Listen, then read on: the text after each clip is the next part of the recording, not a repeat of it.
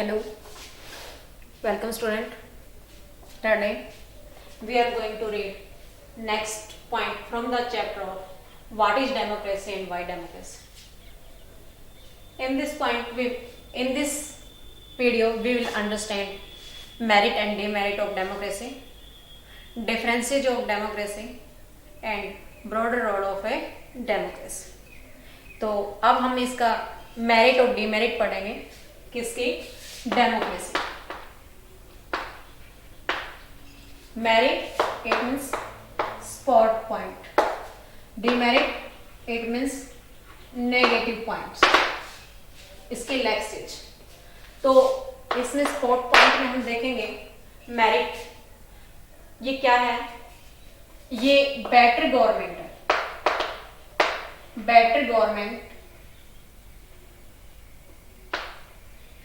To other government, दूसरी government से better है. क्यों है? क्योंकि ये इलेक्टेड गवर्नमेंट होती है. इलेक्टेड गवर्नमेंट होने के साथ साथ ये रिस्पॉन्सिबल है.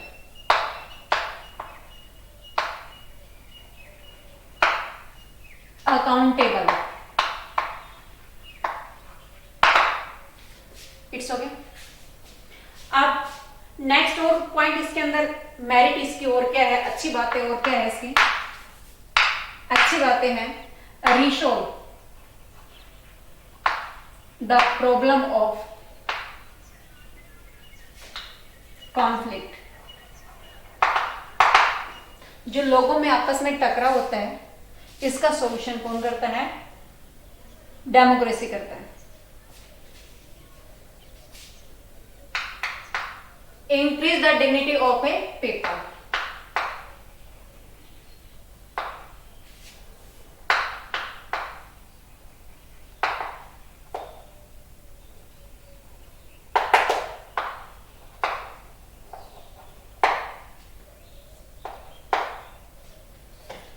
Dignity of the people it means ये हमारे सम्मान को ठेस नहीं पहुंचने देता है. Provide the equal rights and equal opportunity, ये किसकी, डेमोक्रेसी की मेरिट. डिमेरिट देखिए बेटा, इसके कुछ नेगेटिव पॉइंट भी हैं. नेगेटिव पॉइंट पे हम स्टडी करेंगे क्योंकि अब तक हमने ये देखा है कि डेमोक्रेसी है वो बेटर है, बट उसके अंदर कुछ लैक्सेज हैं, उनको गिना रहे हैं. सबसे पहले बताएंगे government is not a stable.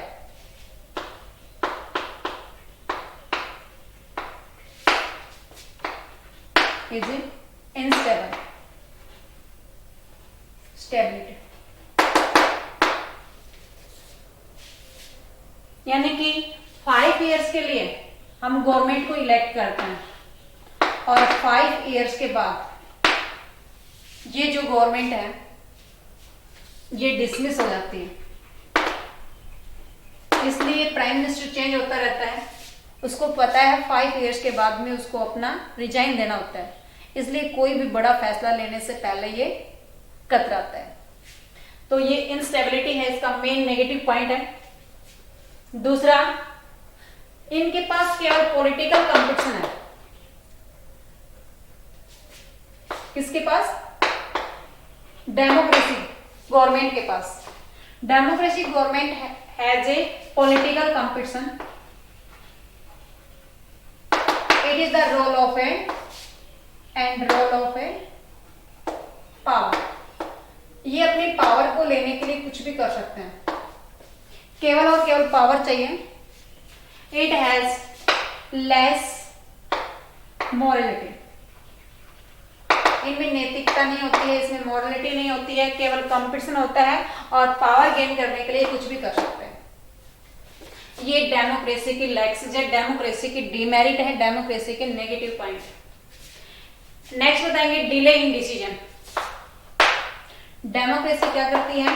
Delay करती है इन डिसीजन मेकिंग. जब कोई भी फैसला होता है तो उस फैसलों को सुनाने के लिए कई साल लग जाते हैं, तो उसका जो फैसला होता है वो डिले होता है, देर में होता है.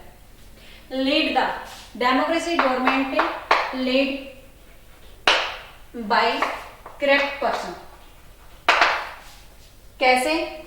क्योंकि डेमोक्रेसी में इलेक्शन होते हैं और इलेक्शन में टाइम और मनी दोनों का ही वेस्टेज होती है, और ये मनी का वेस्टेज वही आदमी करेगा जो करप्ट होगा, क्योंकि उसके पास इतना पैसा तभी आ सकता है जो वो दूसरे काम में अपने आप को इन्वॉल्व रखेगा, एक गवर्नमेंट जॉब से या एक सीधे साधे वर्किंग स्टाइल से उसके पास इतना पैसा नहीं आ सकता है। तो वो आदमी जो इलेक्शन में पार्टिसिपेट करेगा, जो गवर्नमेंट बनाएगा वो जरूर भी करप्ट होगा, क्योंकि उसको टाइम और मनी का वेस्टेज भी तो करना है। ये पॉइंट थे बेटा डेमोक्रेसी की मेरिट एंड डिमेरिट। अगले पॉइंट पे स्टडी कर रहे हैं बेटा ब्रॉडर डेमोक्रेसी। अब ये ब्रॉडर डेमोक्रेसी क्या होती है उसको सुनिए।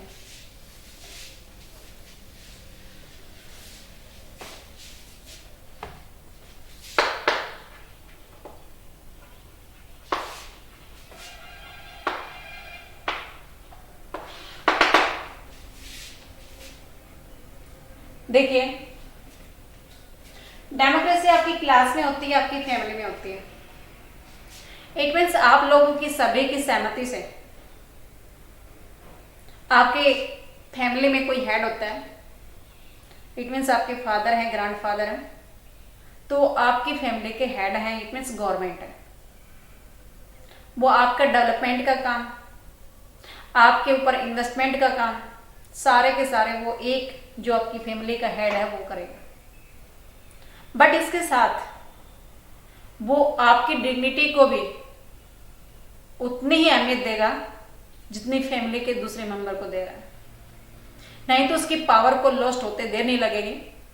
कोई भी आदमी, चाहे फैमिली में हो, चाहे किसी इंस्टीट्यूशन में हो, चाहे किसी कंट्री की लीडरशिप में हो, जब तक वो लोगों को एक्सेप्ट करेगा, लोगों की बातों को सुनेगा, उसके फेवरेबल काम करेगा, तो ही पब्लिक उसको एक्सेप्ट करेगी एक लीडर के तौर पे, अन्यथा वो उसको रिजेक्शन देगी। आपकी फैमिली में आपके फादर सभी से राय लेते हैं, सभी से डिस्कशन करते हैं, और उसके बाद में सभी की इंपॉर्टेंस उसके अंदर दिखाई देती है। सभी की डिस्कशन के बाद में कोई डिसीजन लिया जाता है, तो वहां पे डेमोक्रेसी है, क्योंकि आपने आपके गार्जियंस को या आपके ग्रैंडफादर को, जिसको हेड बनाया हुआ है, जिसको आपने एक्सेप्ट किया हुआ है, वो सारी आपकी गवर्नमेंट है, और वो गवर्नमेंट आपको वो सारी राइट्स दे रही है जो आपको मिलना चाहिए। इसलिए वहां पे broader democracy. Have you got it? It means broader democracy का मतलब है expanded form of a democracy. यानी कि उस डेमोक्रेसी में यही नहीं होता है कि इलेक्टेड गवर्नमेंट होती है, यही नहीं होता है कि फ्री और फेयर इलेक्शन होता है, यही नहीं होता है कि राइट्स, वोट डालने का राइट्स मिलता है, बट आप लोगों को वो सारी अपॉर्चुनिटी, वो सारा आदर भाव, वो सारी वैल्यू मिलती है जो दूसरी कंट्री के किसी दूसरे आदमी को मिलती है। Have you got it? इसलिए उसको कहेंगे broader democracy. It's okay. Like आपकी क्लास में आपके टीचर आपको पढ़ाते हैं, जब टीचर से आप डिस्कस करते हैं तो टीचर आपको फोर्स करके बैठा देता है कि बैठिए, जितना मैं आपको बताऊं उतना सुन लीजिए, बस यही आपका काम है और मेरा काम बोलने का है। तो वहां पे ब्रॉडर डेमोक्रेसी नहीं है। यही नहीं है कि आपने उस टीचर को रिकॉग्नाइज कर दिया, उसको सहन कर लिया, यहां तक तो ठीक है, बट उसके बाद में वो आपको प्रेशराइज करता है। तो आपने उसको एक्सेप्ट किया था तब तो वो पढ़ाने के लिए आए, बट उसके बाद में वो फोर्स करता है, आपकी बातें नहीं सुनता है, आपको डिस्कस करने के लिए मना कर देता है, आपकी क्वेरी का सॉल्यूशन नहीं देता है, तो वहां पर ब्रॉडर डेमोक्रेसी नहीं है। इट मीन्स वो डेमोक्रेसी जहां पावर का सेंट्रलाइजेशन ना होकर के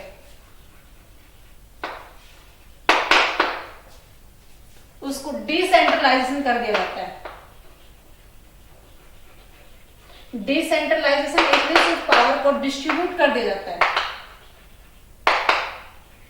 उस पावर को इंस्टीट्यूशन के अंदर बांट दिया जाता है।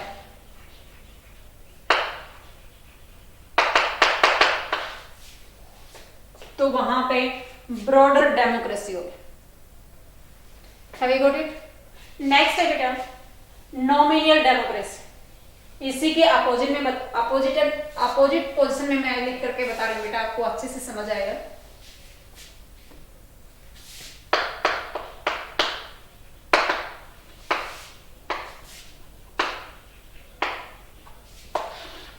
नॉमिनल डेमोक्रेसी जो पब्लिक के द्वारा नॉमिनल कर दी जाती है, पब्लिक के द्वारा केवल इलेक्ट कर दी जाती है, और वो इलेक्टेड जो गवर्नमेंट बनती है वो केवल और केवल नाम से इलेक्टेड है, बट पब्लिक के फेवरेबल काम नहीं करती है, उसको राइट्स नहीं देते हैं। तो वहां पे आपके पास नॉमिनल डेमोक्रेसी आ जाती है। लाइक मैक्सिको का आपने पढ़ा, और जिम्बाब्वे का, चाइना का, इन सभी के कंट्रीज के एग्जाम्पल आपको बीच बीच में स्टडी करने के लिए मिला था।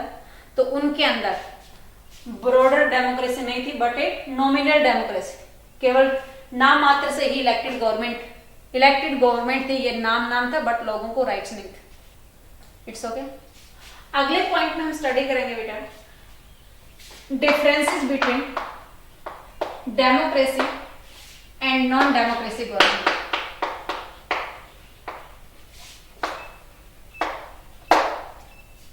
तो democracy government it is elected government, it is not elected government. Second, provide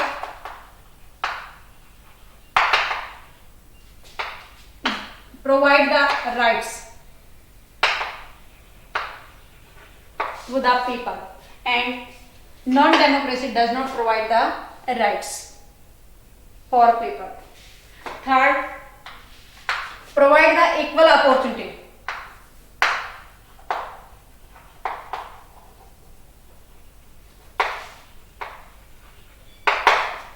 Non-democracy government does not provide the equal opportunity.